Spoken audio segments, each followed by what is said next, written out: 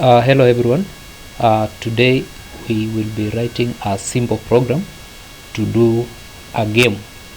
So we want to develop a computer game whereby the user will be asked to guess a number, and then the computer will generate a number and compare the two numbers. So if what the user has entered is equal to what the computer has generated, then the user has won. If they are not similar, then the user has lost, and the program will keep asking the user to guess another number until the guess is correct. So we will develop this program in two steps. The first one is that we shall have a pseudocode for this, and then we shall have a Python program for this. So we shall begin with a pseudocode, but from what we have on the screen, these are just an English description of what we want to do, but then we can write a pseudocode for the same, and then after that we write a Python program.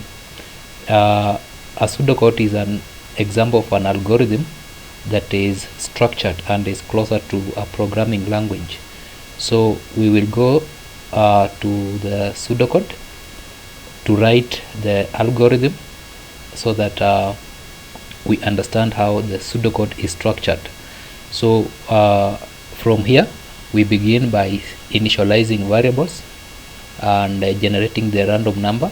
So you can write set comp guess, and then you say it is a random number from the computer. You can set comp guess, that's a variable, and then you set it to random. Then after that you can now ask the user to enter a number, and then this number you can store it in a variable such as user guess.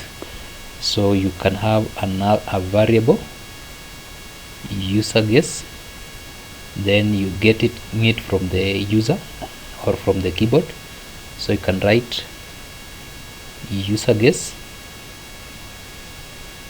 get user guess from the keyboard, and it is of an integer type. So once you write that, you are now supposed to do the comparison, and in this case we will use a while loop to compare the values. So while loop will execute as long as a given condition is true. So it will only stop executing when the condition is not true. And when you're writing a pseudocode, you write the while loop, and the body of the while loop is normally indented so that it is clearly shown. So you begin the while, then at the end you end the while. So you can have your while and the condition, and our condition here is that we are comparing the values. So if the values are not equal, so you can say while user guess is not equal to computer guess, then do what? Then the computer will do something. It will keep repeating to tell the user that they have lost. So you send to display,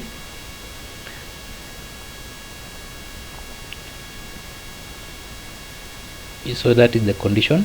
The while user guess is not equal to computer guess, then send to display. You are sending to show the user that they have not won, or they have lost. So you can send to display and write you have lost, try again. So they will keep trying again until they win that game, or until the values that they have guessed is similar to the value that the computer has guessed. And after that you can the fifth line is that the fifth line is the one for the comparison, and then we go to the sixth line, which will ask the user to try again, and that's what we send to the so we initialize again the user guess and get it from the user. So as long as the user guess is not equal to the computer guess, the computer will keep on asking the user to guess again for a number, and then it will compare. If they are still not the same, it will repeat. So that's what we do here. Inside the while loop, we get again the user guess. Then after you're done that, you end the while loop, and while ending the while, you ensure that it is on the same line with the while loop itself, so that it indicates that the while loop has ended.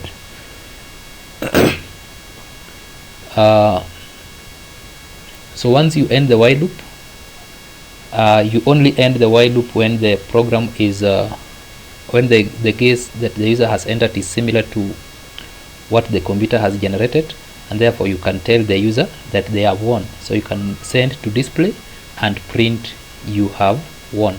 So simply, that is how you write a simple computer game that will ask the user to guess a number and then compare what the user has entered and what the computer has generated. And that's how you do it in pseudocode. You can convert this program or pseudocode into a Python program. You can also write a flowchart to do that, because a flowchart, Python program, and pseudocodes are part of, or are examples of algorithms that are used to develop a program. So from here we can now move to Python program to write the code. And when you want to write a Python program to generate a random number, you import a random module. There is a Python module known as random that will generate a random number. So you write import random, then you can go to the program to see what we've done. We set guess to random, so you can use the same variable in our program. You can write guess, comp guess is equal to, then you use the module that we've imported. You can say comp guess is equal to random dot rand int, and then you put the numbers that you want to guess, the range. You can begin from 0 to 6. That means the computer will guess a number between 0 and 6, but 6 is not included, so it will guess a number from 0 to 5. So that is the range. And then the next item is that the computer we should get the user guess. So you go to you take your variable user guess, and then you get it from the user. So you can assign that variable and say that user guess is equal to int input, and then here you can say you can ask the user to guess a number between 0 and 5. So you ask the user to guess a number between 0 and 5, and this number is of an integer data type. Once you are done that, you can go back to the pseudocode to see what next line you should implement. So the next line is the while where we are comparing while user guess is not equal to computer guess. So we go back to our program, and then you write while user guess is not equal to comp guess. So if these two values are not equal to, then for a while loop you end with the full colon. You ensure there is a full colon at the end of that statement. In pseudocodes we have then, but in while loop it is the full colon. And then you hit enter, and then you indent. You begin some few steps from the while loop, so to show that whatever you are writing there is inside the while loop. And then you can now print.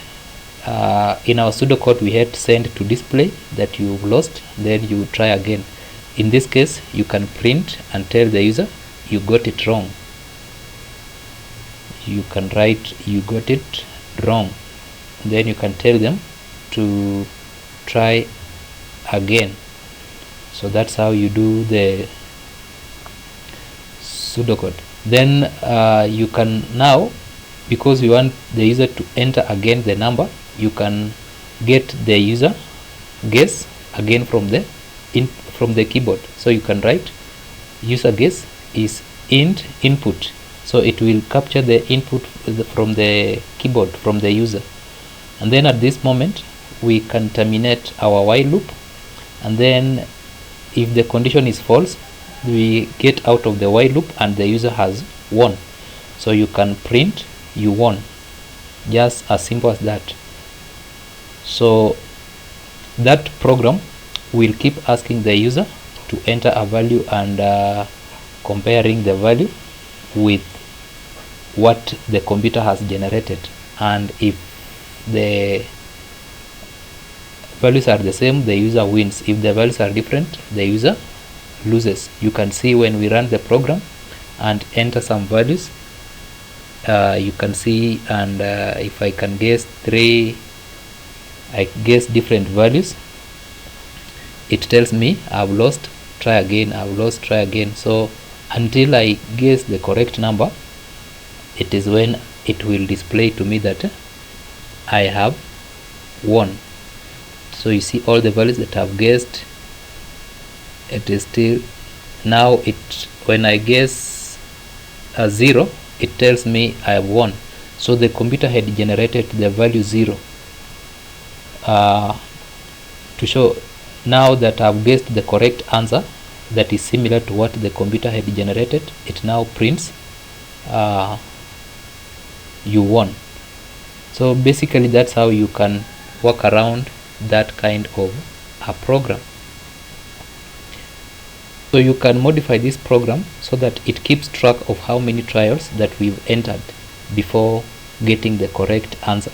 And you can also modify it to, for example, to award the user some points based on the number of trials that they have entered. But for a start, we will just add a new variable that we have trials. So this trials variable, we shall initialize it to 1, so that when the user tries at only once, it is 1 trial, and when they try for the first time and maybe they get it wrong, we can increment it in the while loop, so that it keeps increasing, and then at the end when they get it right, we tell them they got it right after maybe 2 trials, 3 trials, 4 trials, and so on. So you can have your variable trials, and then inside the while loop you can add you can increment the trials variable every time you get it wrong. So once you get it wrong, you add 1 to the trials, and then you can modify the output so that it prints like you won after this number of trials. So you can add that to the program, and when we run this, it will be able to track how many times we've tried. So let's try to run and see, and you can see it is asking to enter a number. If I enter a number, it says that I got it wrong. I enter again, and then it tells me you won after 3 trials. So in this case, I had entered 0 as the first number, entered 1 as the second number, and entered 2 as the third number, and then after I've entered 2, it is where I won. So I had tried 3 times, and the computer will now print you won after 3 trials. So basically that's how this kind of a program works. I hope that makes sense, and you can implement it and modify it further to do more activities, like awarding points to the person running it.